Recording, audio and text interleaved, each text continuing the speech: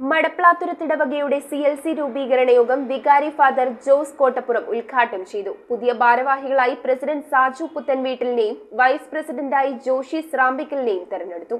രൂപത CLC president Saju തോമസിന്റെ അധ്യക്ഷതയിലാണ് മടപ്ലാത്തുരുത്തിടവകയിൽ CLC രൂപീകരണ യോഗം നടത്തിയത്. ഇടവക വികാരി ഫാദർ ജോസ് കോട്ടപ്പുറം യോഗത്തിന്റെ ഉദ്ഘാടനം നിർവഹിച്ചു. അപ്പോൾ ഒരു 35 വയസ്സ് കഴിയുമ്പോൾ നിങ്ങൾക്ക് ഇഷ്ടമുള്ള ഒന്നിൽ CLC അല്ലെങ്കിൽ KLC ഏതെങ്കിലും ഒരു സംഘടനയിൽ ചേർന്ന് പ്രവർത്തിക്കാം.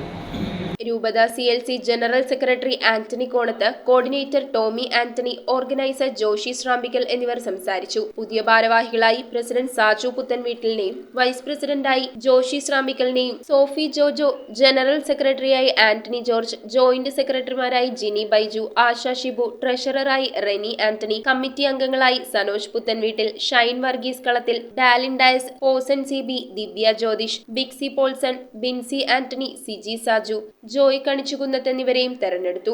നമ്മൾ CLC അംഗങ്ങൾ എന്ന് പറഞ്ഞു കഴിഞ്ഞാൽ അംഗത്വം എടുത്താൽ പിന്നെ അതിൽ നിന്ന് നമ്മുടെ ഇഷ്ടത്തിലോ അല്ലെങ്കിൽ അത്രമേൽ ഗുരുതരമായ തെറ്റുകൾ ചെയ്താൽ പുറത്താക്കുന്നതിനോ മാത്രമേ CLCയിൽ നിന്ന് അംഗത്വം നഷ്ടപ്പെടുള്ളൂ.